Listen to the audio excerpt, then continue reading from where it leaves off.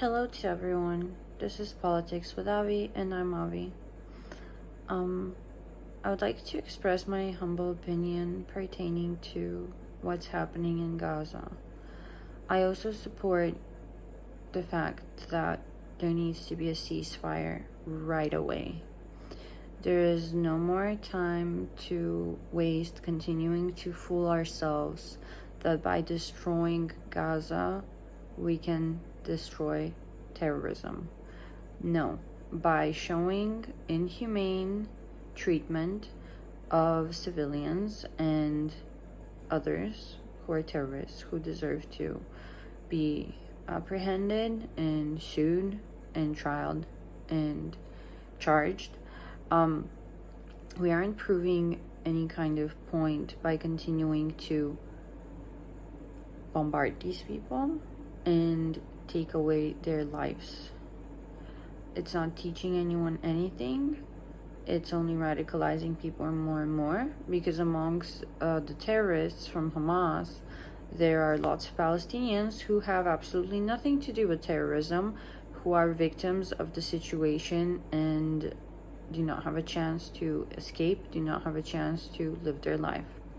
So ceasefire is the only certain, most humane, most thoughtful thing to do at this point. I'm not against Israel's right to self-defense. On the contrary, I'm pro any country's right to self-defense against terrorism. But in this specific case, it's already been going on for quite a long time, since October 7th. And people have been dying off.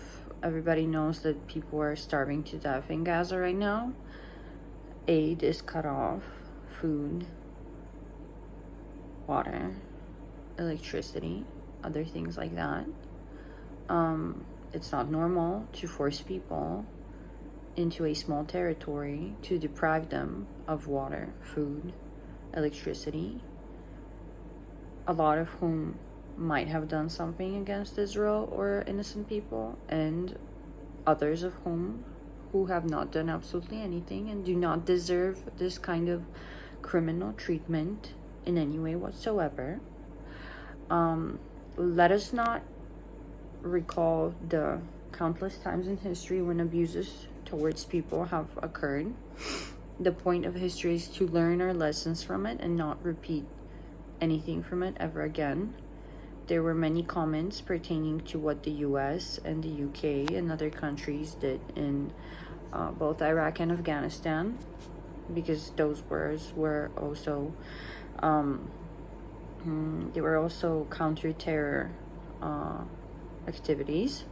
So more or less, we need to really live what we preach and live in democratic, liberal societies which respect individual lives and the right for everyone to live, to have an opportunity to live well and not be deprived of rights, not be deprived of defense, not be deprived of normal development. This is not just pertaining to the Israel Gaza situation, but also in reference to the Russia-Ukraine situation and many more. Certainly in Africa, there were also conflicts that could have been avoided, and necessarily ceasefires should be enforced there too. We cannot wake up in the morning every day and lie to ourselves that this is okay. It is not okay in any way whatsoever. If we think that the media and people taking one side, taking another side, that it's informative, it's all propaganda. If you're taking one side and you're not considering the lives and the rights of the other side while taking one side, I'm sorry, but the information you're disseminating is false.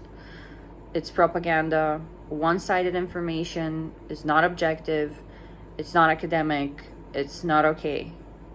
Everyone no matter who, no matter born from where, when, what color, what sexuality, what gender. We all deserve to live a life. And if somebody should be punished somehow, it should be determined what they're being punished for, why, with evidence, with trials, with everything like that.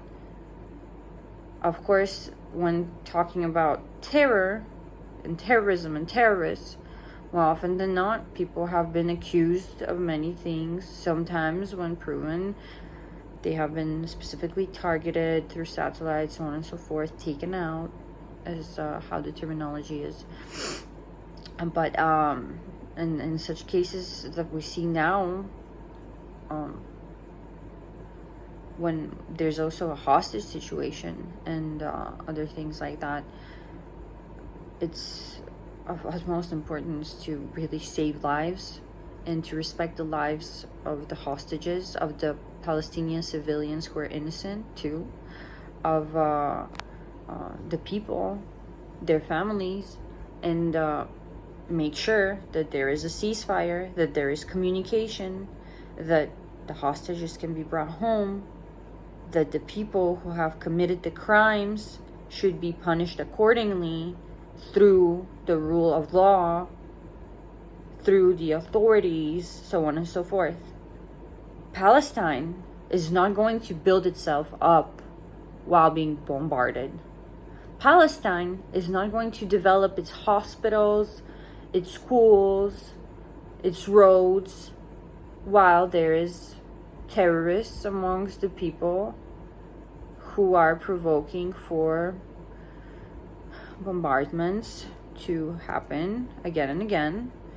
People who are preventing for communication between the Israelis and the Palestinians.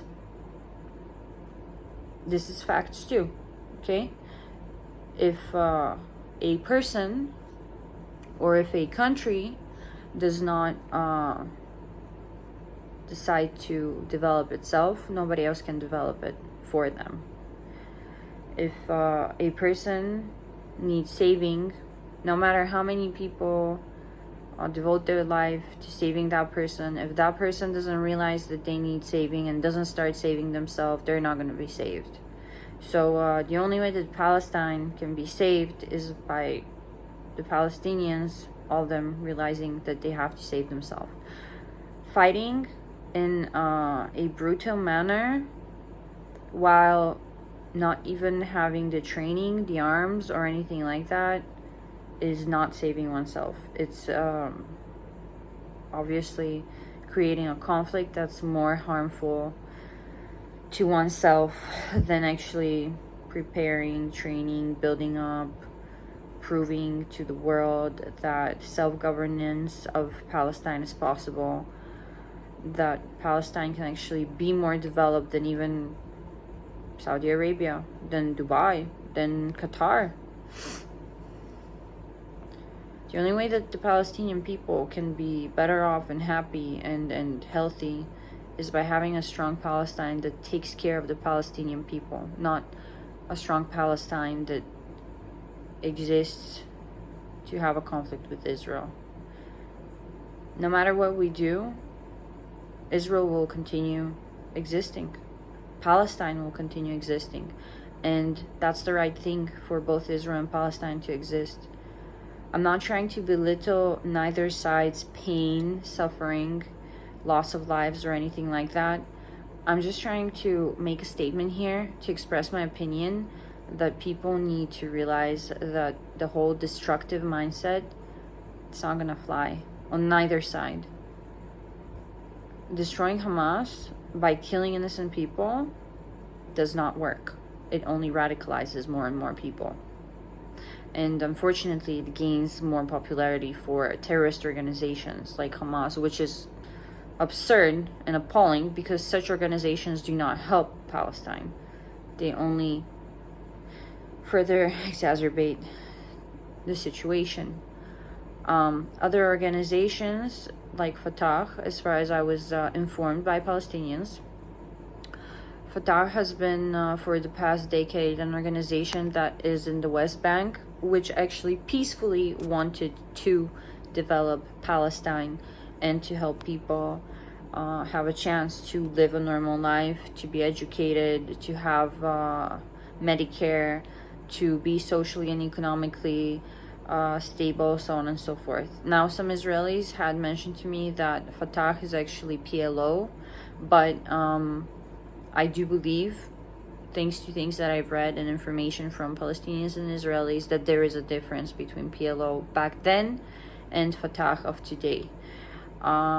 I do know that by advertising one organization in Palestine over another is a sensitive topic, and I might not be educated enough on the topic of Palestinian organizations, but I'm definitely educated enough to say that Hamas should not be supported in any way, because they are terrorists and they have condemned the Palestinian people to more pain and suffering instead of actually bringing about anything positive.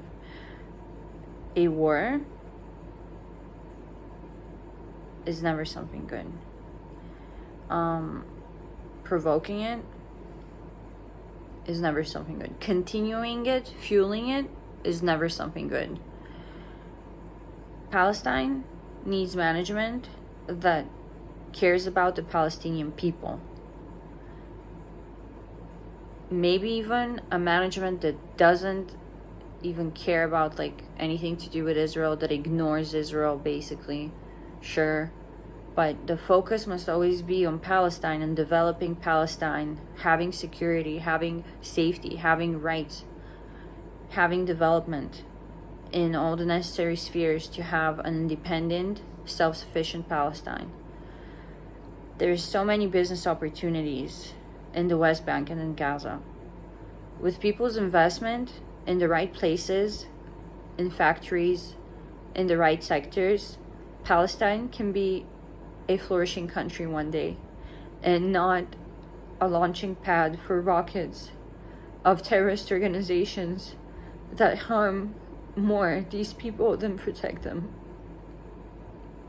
These people deserve a normal life and deserve to live and deserve to develop just like any other people around. And the fact that radicalization and extremism in the form of Hamas and terrorism have penetrated Palestine is not fair, and it's really not cool.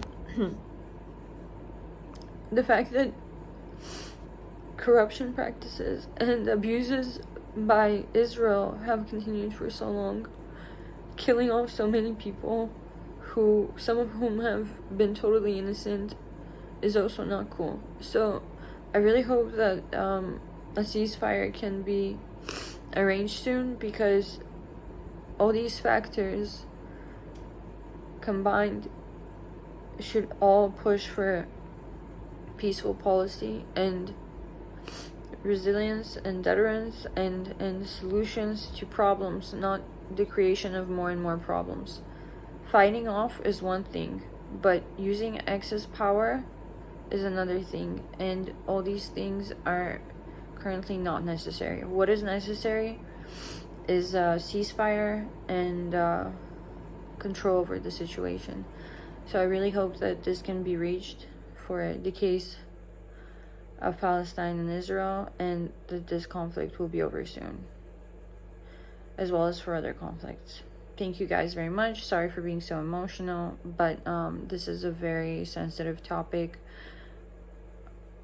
I didn't mean to insult anyone, and I thank you for your time, and may all the victims of this conflict rest in peace, and hopefully the hostage situation will be resolved, as well as, of course, most importantly, the food and aid situation for the kids and